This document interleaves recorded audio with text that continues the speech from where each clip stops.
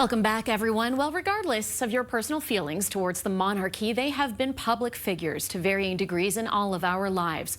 From our finances as the face of our currency to our courts system and more, when public figures of this magnitude pass, we often reflect back on where were you when?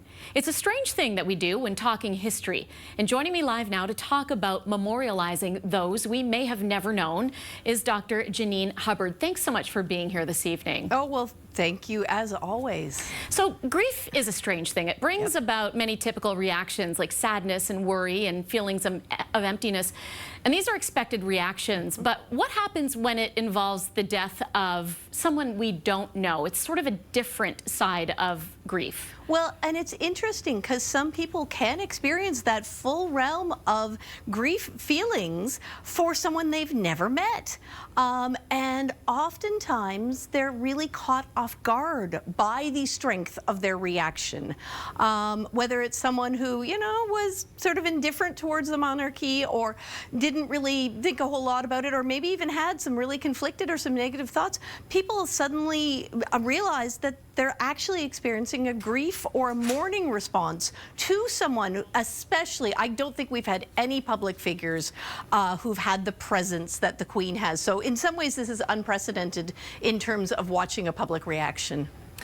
Is it strange to say that sometimes people might even mourn collectively because it is a shared or a commonality sort of experience, that it's part of our generation? We've all gone through this where we were when moment? Oh, no question. And what we call that is a flashbulb or a light bulb moment. And we've had many of them over the years, including, unfortunately, the death of Diana.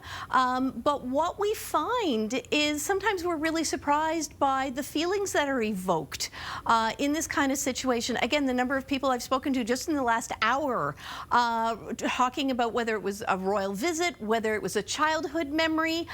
For a lot of people, she was our grandmother or our parent, or reminded us of individuals from that generation.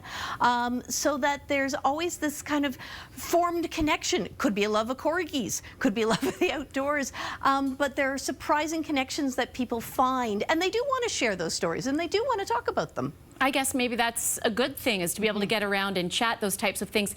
And like we say, regardless of how you feel about the monarchy, perhaps it gives an opportunity to talk about things that you weren't pleased with the monarchy. Oh, no question. And I'm hoping that this does open up some collegial conversation for people, and also remembering that you can separate an individual from the institution of which they represent. And I think I'm hearing that a lot from people, that they may have very strong feelings about the monarchy, but somehow, the Queen was different, and they're able to kind of recall on a more personal level.